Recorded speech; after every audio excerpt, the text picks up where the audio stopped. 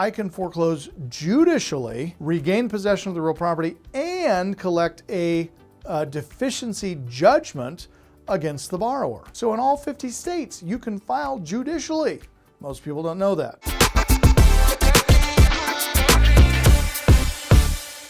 The non-judicial foreclosure auction.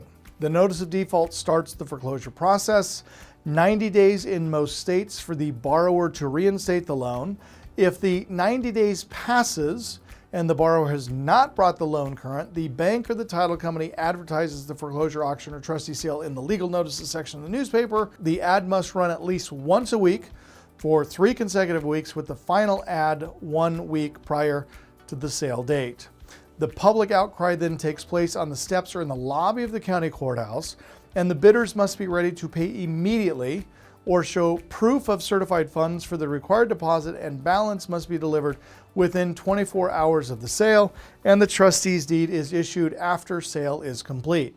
Now, if you are going down and bidding in Arizona, for example, Arizona, you need to bring a cashier's check for $10,000. That's it. And then you can bid. You have 24 to 48 hours to come up with the remaining funds. And there's 1 million private lenders that are down there at the auction who will provide funds for you if you decide you want to go do that. In the state of Utah, for example, you only have to have a $5,000 cashier's check to go to the auction and bid, and 24 hours to come up with the remaining funds. In Michigan, Ohio, New York, New Jersey, Indiana, you only have to bring 10% of the amount that you're going to bid to the auction. So let's say that your high bid is $80,000. All you need to bring is $8,000 in a cashier's check, and you have 45 days to come up with the remaining funds. Let me put it differently. Many of you live in states where you don't have to have hundreds of thousands or millions of dollars to be bidding at auction. You only need a small percentage, 10%, or 5 or 10 grand in a cashier's check. So I would strongly recommend you guys research your state, your county, figure out what the rules of engagement are, and determine whether or not that buying at auction is a strategy that could actually work for you. Now, everything I just said was about the non-judicial foreclosure process. Let's talk about the judicial foreclosure process. So all of you who live in a blue state, and I don't mean politically blue, I mean blue being judicial. Although judicial markets are politically blue typically. The judicial foreclosure auction, issuance of a summons starts the foreclosure process.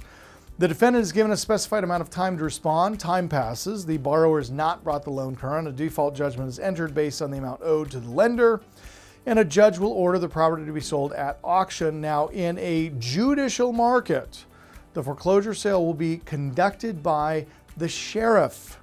So you guys have a sheriff sale. So judicial market folks, you guys are not looking for a notice of default filing as the public record component. You are looking for what's called a lis pendens filing for the public record component. Now, lis pendens is Latin, which means lien pending. This is the lawsuit that the bank is suing the homeowner. That is the lien pending.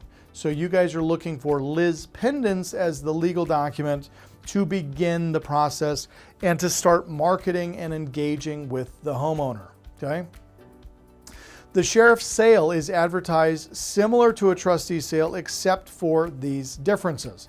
The successful bidder is issued a certificate of sale, and actual ownership is not transferred until a specified redemptive period being expired. Now again, in many judicial markets, the redemption period is roughly 15 to 45 days.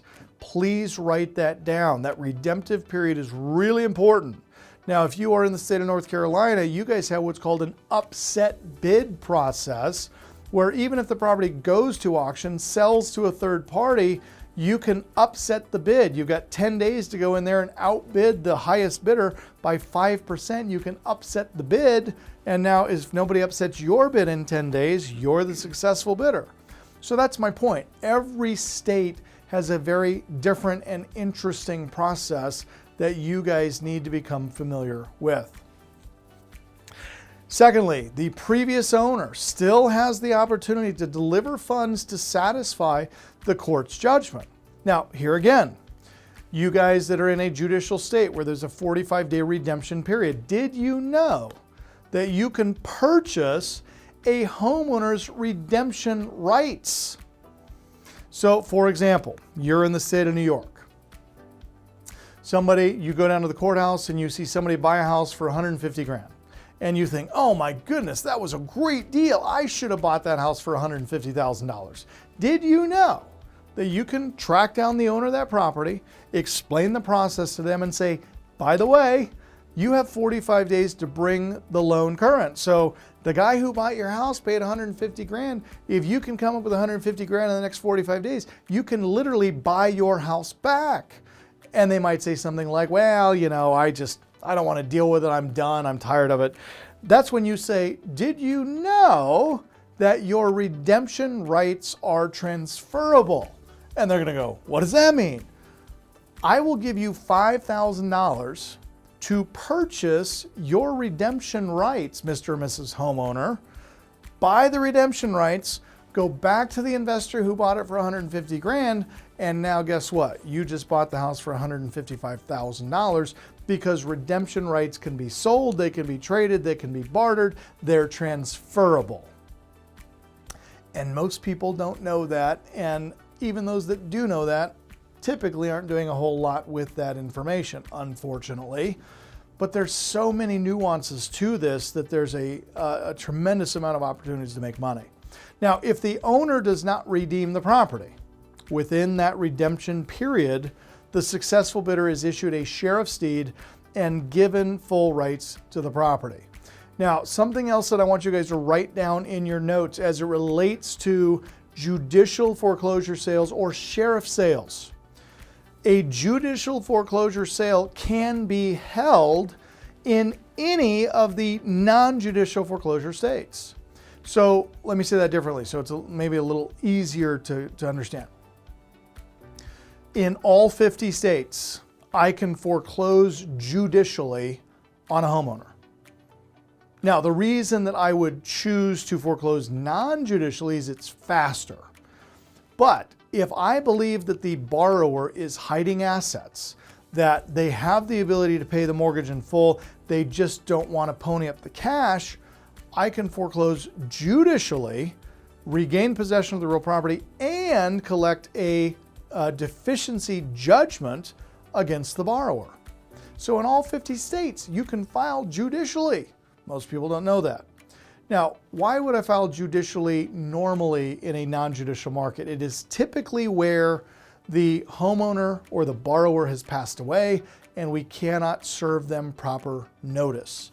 Where that is the case, you will have to foreclose judicially just because you can't serve the original borrower. That is a requirement for the non-judicial foreclosure proceeding.